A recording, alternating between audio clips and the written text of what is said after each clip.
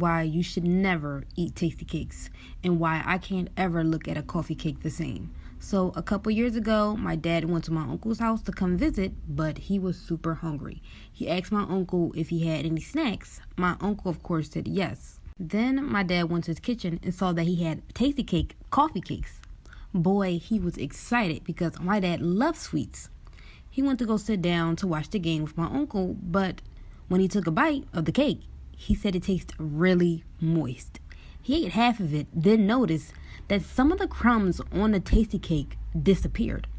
When he took a better look at the cake, he realized that the tasty cake crumbs were maggots. I made my teacher cry. Story time. When I was in 2nd grade, I had this teacher and she was the devil, and we're gonna name her Miss Jackson. And the reason I call her a devil is because she would say really mean things to me to my face. She would be like, Ty, stop talking like that, you sound like a little girl. Or, your favorite color can't be pink, you have to choose one of the boy colors. And since I was so young, I didn't understand how serious these things were, and I didn't know I can get her in trouble. And I would go home sad like every single day. Eventually my mom noticed and she asked me what was wrong. So I told her some of the things that Miss Jackson would say to me, and my mom was mad. And my mom was like, the next time she says something to you, say something rude back, and if you get in trouble, I'll handle her from there. So I was like, okay, I'll do it. Now, Miss Jackson was a heavy lady, so I knew if I said something rude to her, it would be about her weight. Though we don't body shame around here. We don't do that, okay? So I'm in school eating lunch with my friends who happen to be girls, and Miss Jackson comes up to me and she's like, shouldn't you be eating with the boys? So I looked at her and I was like, shouldn't you be eating a salad? And the lunchroom started laughing, and then she started crying.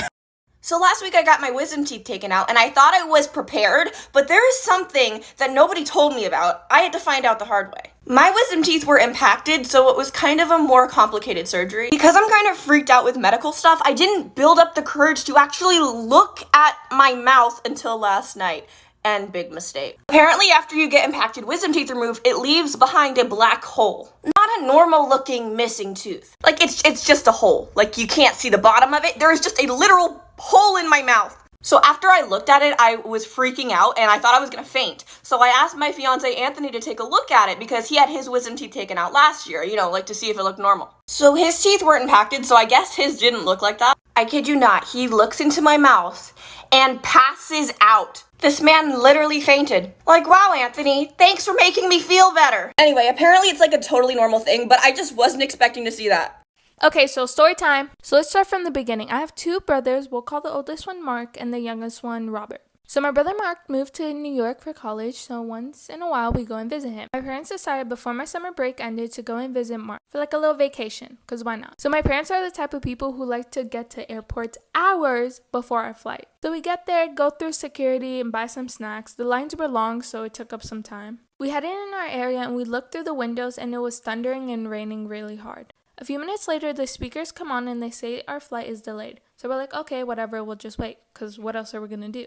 So around 2 hours pass, my dad goes up to the front desk where our gate is and asked if our plane was ready. He said no, so we waited a little bit longer. Then my dad asked again and they said no again. And this happened for like 4 more times. Till finally they said yes, we're literally waiting for you guys. You're delaying the plane. Like, huh? Like for part 2. Part 2. We grabbed all our stuff, ran to the gate, went through, and went on the plane. Once we got on the plane, everyone was so mad. Before we even stepped foot on the plane, everyone was yelling at us, booing us, saying it's our fault they're late to whatever, blah, blah, blah. It's our fault the plane is delayed. There was even this one point where a lady started clapping, saying, finally, you guys made us wait long enough. My parents got mad and kind of started yelling back because she was being rude to the point where we all almost got kicked out.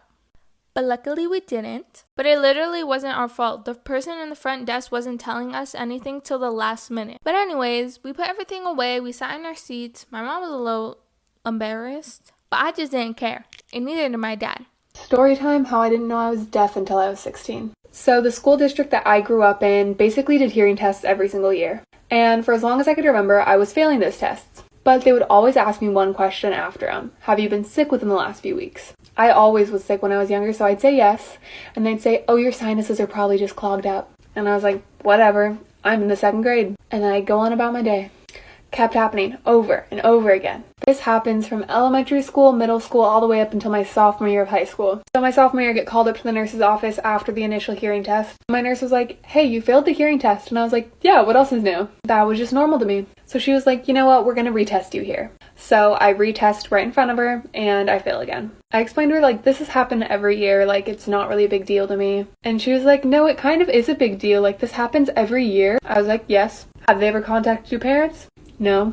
So she calls my mom in to talk to her. My mom comes in, they talk. Part 2. Part 2. So I get sent over to a primary care doctor to get a hearing test there. Fail it. They send me over to an audiologist. Fail it. They send me over to a fancier audiologist and they do a different test on me. They put these little things that look like earbuds in your ears. I don't even know how they do this test, but basically they were just shooting super loud noise in my ears and measuring something inside my head. I don't know. I was like, cool, they're gonna realize that, like, there's nothing wrong with me. Fail it. Worse than before. So I start getting concerned. They couldn't give me a diagnosis yet, so all I knew is that my hearing is worse than I thought, but I don't know why. So they send me over to an ENT surgeon. He diagnoses me with otosclerosis, which just means the little bones in my ears that are supposed to conduct sound aren't conducting sound properly. This doctor gives me 2 options. I can either get hearing aids, or I could get the surgery where they replace those bones with synthetic bones that may help my hearing. The recovery process was kind of long, and it could go wrong and I could lose my hearing completely. Almost 4 years later, I love my hearing aids and I love being a part of the deaf community.